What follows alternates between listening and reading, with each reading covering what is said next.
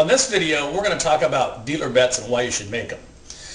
Now, there's several ways you can make a dealer bet, and I'm going to show you the way I make my dealer bet, and it works out well for me. When I'm the shooter, and I only bet for the dealers when I'm shooting. Okay, if my pass line bet, say, is $10. I put a chip up here and a chip next to my bet. And this chip here, the dealers know that that bet is for them.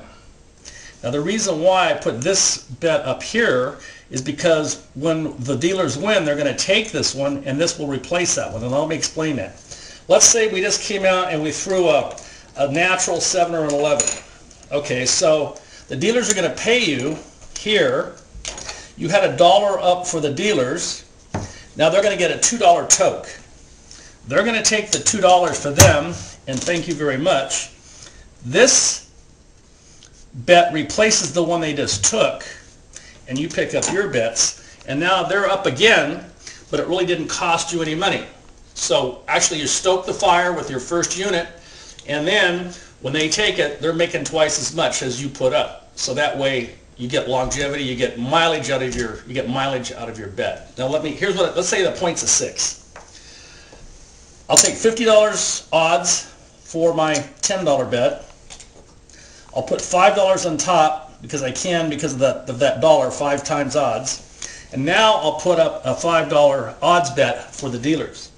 This works out really well. So you throw the dice, eventually make your point. So when you get paid, you're going to get paid $60 for your 50, $6 for this $5 bet here that you had on top. You're going to get even money on the pass line, 10 and 1. And now the dealers, they're going to make $13 in this little venture. Even money here, 6 to 5 here. So you just toked them $13, and now they're really excited. Okay? This was your bet. You got your $60. You got your $10 to the pass line. The dealers, for what you had marked for them, you got $1 here, and you got the same $11 in the back. So your 13 you just gave them, you got the same $13 back. So in essence, you're toking the dealers out of the bank or out of the working stacks and not out of your rack. So you pick your money up and you continue. Now that's the way I do it, and that's the way a lot of folks do it. Another way you can do it is you have a pass line bet and you just put up $1 dealer bet, and when you establish a number or a point, you can give them odds, don't give them odds, but I always like to give them a couple unit odds. That's another way of doing it. A very common way, a lot of people will take all the hard ways for the dealers. Because most of the dealers make minimum wages, and most of the casinos, and most of their money comes from tokes. So you want to have them in the game too, because I'd hate to be dealing this game for 8 hours for minimum wage. So they love the tokes, and you'll get mileage out of it.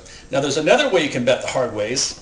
If you're a hard way bettor, and you say you want to put a nickel on each hard way, so your bets are here, and instead of just letting them place their hard way bet, piggyback it on top of yours.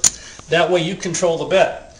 So when you usually do this, you're going to parlay the bet. So let's say the hard 6 hits, and your $5 goes to 50, and you want to parlay it. So they'll take this, your bet goes to 50. Now their bet still stays up. They put it here, it goes to $10. So you had $1 at risk for them, and now they got a $10 bet. That hits again, that's going to pay $100, and they have to, when it's here, they have to take it down. So you hit that hard 6, and they're going to get paid the $100, and down goes into the tote box, and of course you're going to get paid too. So those are 2 or 3 different ways that you can toke for the dealers. Another way a lot of people do, they'll wait till the end of their session and they toke the dealers, but I don't recommend that, because it doesn't do you any good. Your game is over, and it's better to toke along the way. They know they're in the game with you, and they actually love it. So hey, Coach. Hey, what?